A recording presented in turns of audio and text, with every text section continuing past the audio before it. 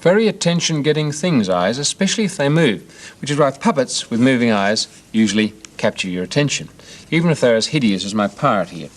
He's a rather strange character. Pull his tongue, his ears waggle, and his eyes roll from side to side. Not a chap you'd like to meet on a dark night, but fun to make, and they're easy to make, things like this. There are any number of variations you can do. This is what you have to do.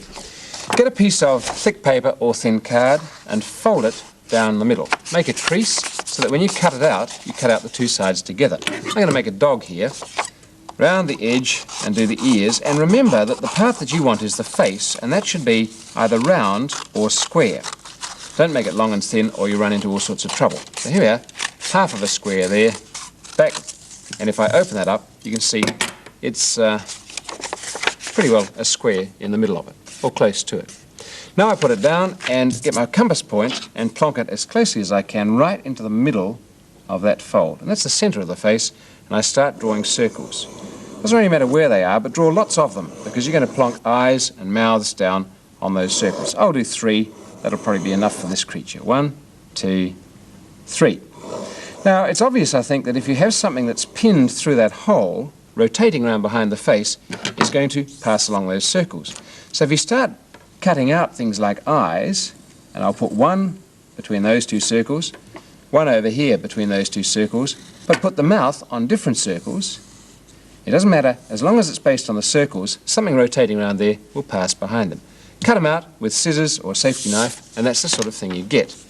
There's the dog's face, there are the circles, and there are the holes. And that's the face completed. We'll use the side without the circles pointing to the front.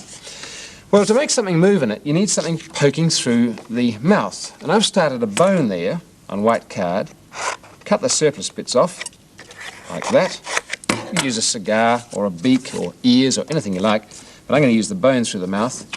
Turn the face round, poke the bone out through the mouth, and make it so that only the bone shows. And at this point, I do a couple of things. First of all, push a pin through that compass hole, and use a large headed pin so it can't be pulled through the paper. Turn it over and get a cork, pressing it down over the pin. Stops me pricking the fingers, holds the whole thing together. There we go, down like that. Now you can see the principle. If I move that bone to the left, the card goes to the left. Move it to the right, the card goes to the right. The trouble is I've got too much card and I have to trim it all off, and if I do that, it'll come up probably like that. Let me put that one on you and show how we do the rest of it. Dismantle the beast. We would have trimmed all those bits and pieces off, and when we put it together again, that's the sort of result we'll get. Bone through the mouth, pin through the hole in the card, and onto the cork. And that's what you see behind. Move the bone, and the piece of card waggles back and forth behind the eyes. But to the eyes, turn it round, push the bone to one side, and very lightly draw those eyes in. Not too heavily, otherwise you have to do a lot of rubbing out. Push the bone to the other side, and draw the eyes in again. And now if you disconnect it, you'll be able to draw with your pens whatever sort of structure you want on those eyes. There they are, little ghosts of eyes. Let's put a pupil here in this one, pupil here in that one, there and there. We can colour in, do veins, whatever we like. Assemble it again and you've got your working dog. This one's a little bit different, but you can get the idea. Here he is.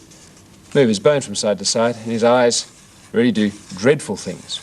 That's a simple little creature, but it's very much the one we made. This one is a bird. It seems half awake there. Push its beak there, it's asleep. Wake it up, it looks more astounded than any bird I've ever seen. I think we'll send it to sleep again. It looks a bit better like that.